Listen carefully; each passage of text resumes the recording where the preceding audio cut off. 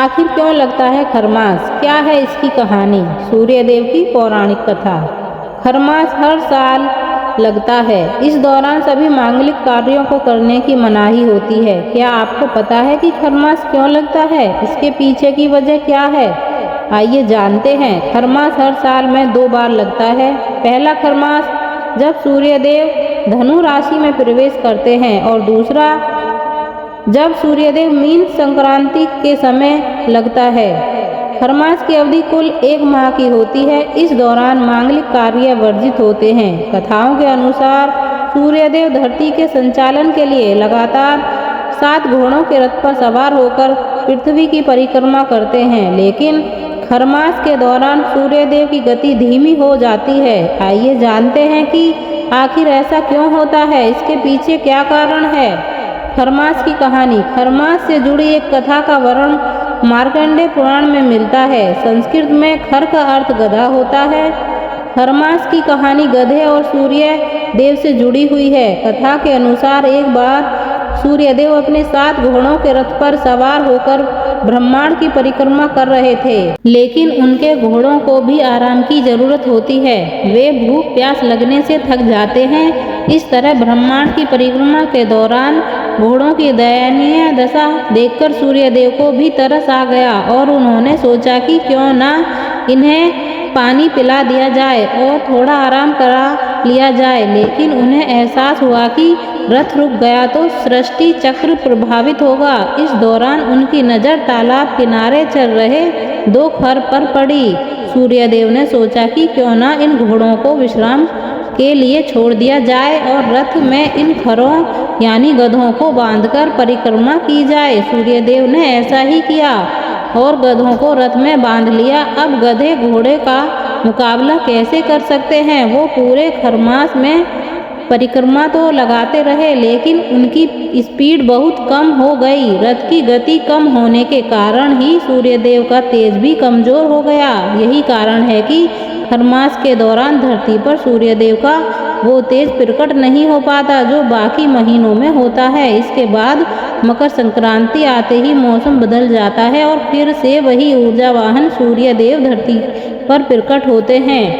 इसका कारण है कि मकर संक्रांति के दिन ही सूर्यदेव ने उन खरों को वापस तालाब के किनारे छोड़ दिया था और अपने घोड़ों को वापस रथ में शामिल कर लिया, फिर से अपनी रफ्तार पकड़ी थी। इसका असर यह हुआ कि खर की धीमी गति के कारण सूर्यदेव की परिक्रमा की गति धीमी हो गई। किसी तरह 1 माह का चक्र पूरा हुआ। इस बीच धीमी गति से सूर्यदेव ने परिक्रमा का काम पूरा किया। तब तक घोड़ों ने आराम कर लिया था। हर 100 वर्ष में इसी तरह का चक्र चलता रहता है और इस बीच 1 माह का खरमास आता है। माना जाता है जिस महीने सूर्यदेव प्रभावित हुए उस महीने का खरमास असर मनुष्य के जीवन पर भी पड़ेगा। नारायण का महीना है खरमास। देवगुरु की दिव्यता से संपन्न यह महीना आध्यात्मिक रूप से स्वयं को संपन्न व उन्नत बनाता है। इसे ऋषियों ने खरमास इसलिए नाम दिया क्योंकि इस कालखंड में प्राकृतिक ऊर्जा से इंद्रिय निग्रह में सहयोग मिलता है। चित्त सांसारिक वैरागी की ओर सहज उन्मुख होता है। इसी कारण यह महीना धैर्य, अहिंसा और भक्ति के लिए भी माना जाता है, इसलिए इसे नारायण का महीना कहते हैं। खरमास में तीर्थ यात्रा, कथा श्रवण, कीर्तन, भजन, जप का महत्व अत्यधिक होता है। खरमास में यह काम करने चाहिए। नंबर 1 सूर्यदेव को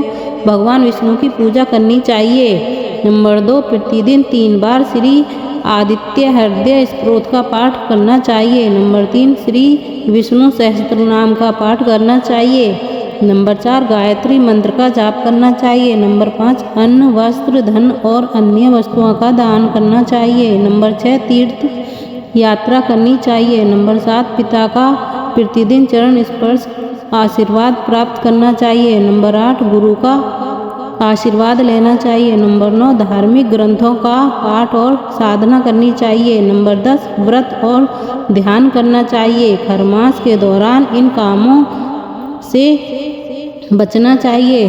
तामसिक भोजन, लहसुन, प्याज और मांस, मदिरा का सेवन नहीं करना चाहिए। नंबर 2 मुंडन छेदन, गृह प्रवेश, उन्हें शादी विवाह जैसे काम नहीं करने चाहिए। नंबर 3, नया वाहन, घर, प्लॉट, रत्न, आभूषण और वस्त्र आदि नहीं खरीदने चाहिए।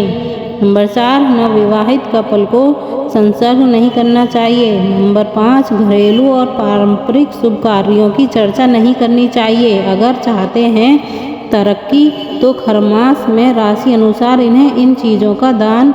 वर्ष में खरमास 2 बार लगता है। इस बार दूसरे खरमास की शुरुआत 15 दिसंबर से हो रही है। इसी दिन धनु संक्रांति का पर्व मनाया जाता है। खरमास की शुरुआत के बाद शुभ मांगलिक कार्य नहीं किए जाएंगे।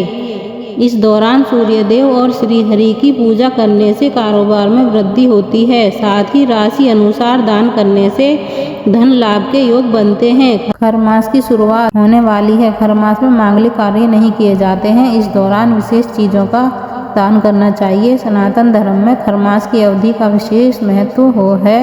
इस दौरान जातक सूर्यदेव और जगत के पालनहार भगवान विष्णु की विधि पूर्वक उपासना करते हैं। साथ ही जीवन में सफलता प्राप्ति के लिए कई तरह के उपाय करते हैं, जिससे उन्हें सुख समृद्धि की प्राप्ति होती है। खरमास 1 महीने तक रहता है।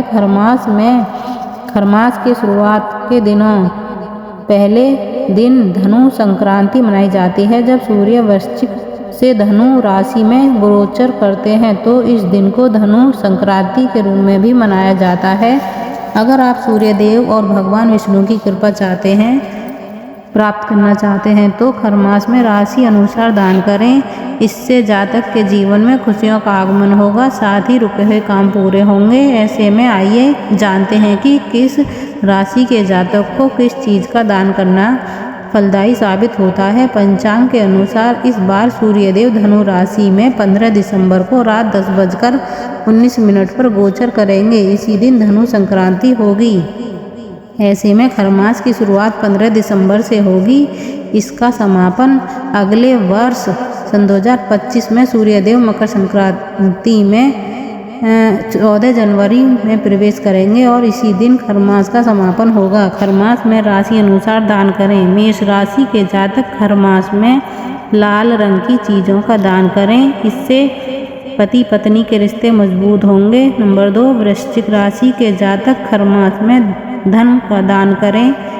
इससे आर्थिक तंगी दूर होगी। नंबर 3, मिथुन राशि के जातक खरमास में साबुत मूंग, हरी सब्जियां, हरी चूड़ियाँ, कच्चे पपीते का दान करें। इससे जातक को भगवान गणेश की कृपा मिलती है। नंबर 4, कर्क राशि के जातक खरमास में सफ़ेद रंग के वस्त्र, गोभी, दही, पनीर और चावल का दान करें। इससे चंद्र दोष से छुटकारा मिलता है। नंबर 5, सिंह राशि के जातक खरमास में दिन गुड़, टिक्की, शहद, मूंगफली, राजमा आदि का दान करें। इससे कारोबार में सफलता मिलती है। नंबर 6, कन्या राशि के जातक खरमास में हरी पत्तेदार सब्जियां और हरे फल का दान करें। इससे रुके हुए काम पूरे होते हैं। नंबर 7, तुला राशि के जातक खरमास में बतासे, माखन, मशरूम, शलजम आदि चीज़ों का दान करें। इससे सुख समृद्धि में वृद्धि होती है। नंबर 8, वृश्चिक राशि के जातक खरमास में लाल रंग के वस्त्र, अनार और शकरकंद का दान करें। इससे वैवाहिक जीवन खुशहाल होता है। नंबर 9, धनु राशि के जातक खरमास में नींबू, केले, पपीते, चने की दाल, बेसन आदि चीज़ों का दान करें। इससे श्री हरि प्रसन्न होते हैं। नंबर 10, मकर राशि के जातक खरमास में काले तिल का दान करें। इससे शनि दोष की समस्या दूर होती है। नंबर 11, कुंभ राशि के जातक खरमास में मंदिर में झाड़ू दान करें। साथ ही गरीबों को धन का दान करें। इससे घर में माँ लक्ष्मी का आगमन होता है। नंबर 12, मीन राशि के जातक खरमास में मकई, पीली शिमला मिर्च, कद्दू आदि चीज़ों का दान करें। उपरोक्त जानकारी विभिन्न माध्यमों से आप तक पहुंचाई गई है, अतः उपयोगकर्ता इसे जानकारी समझकर ही लें। जय श्री कृष्ण। दोस्तों, आपको यह जानकारी कैसी लगी कृपया कमेंट में ज़रूर बताएं और वीडियो पसंद आया हो तो लाइक करें और ऐसी ही और भी बहुत सारी कहानियों को सुनने के लिए चैनल को सब्सक्राइब जरूर करें। धन्यवाद।